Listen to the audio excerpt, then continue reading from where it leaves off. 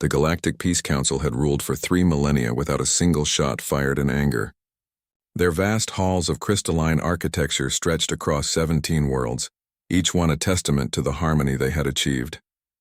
The Council's members, the Zephyrians with their gossamer wings, the stone-like Krathen, the energy beings called the Luminari, and dozens of other species, had long ago forgotten the taste of war. They had achieved this peace through a simple principle: the complete eradication of chaos. Every world was regulated, every thought monitored, every emotion catalogued and, when necessary, suppressed. The Council's harmony sensors stretched across every inhabited system, detecting the slightest deviation from prescribed behavioral patterns. Anger was medicated away, passion was channeled into approved recreational activities, laughter was discouraged. In the outer rim of the galaxy, on a small blue world the Council had designated as Observation Site 7742, lived the last free humans. The Council had been watching them for centuries, fascinated by these peculiar creatures who seemed to thrive on the very chaos the galaxy had worked so hard to eliminate.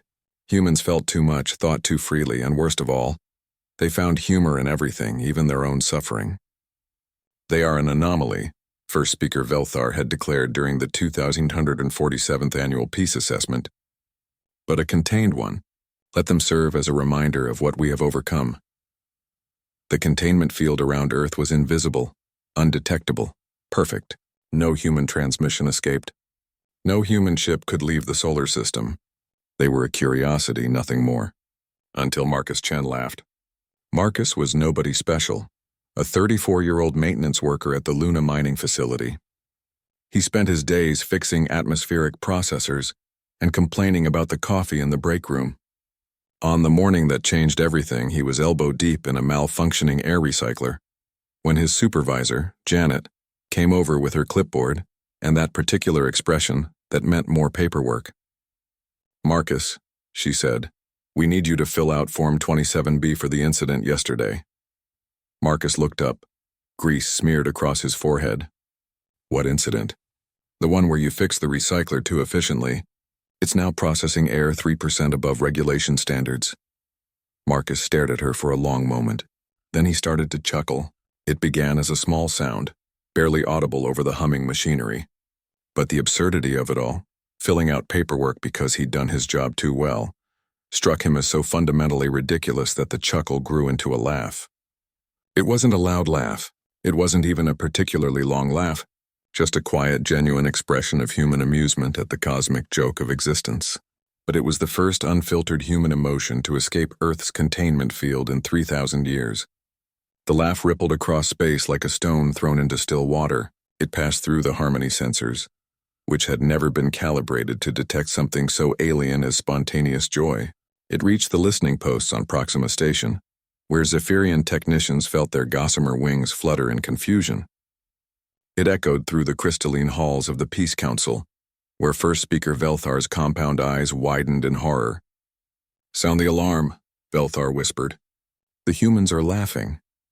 Within hours, the greatest military armada in galactic history was assembled. 17 species contributed their most advanced warships. The Krathen brought their planet crackers. The Luminari formed living weapons of pure energy.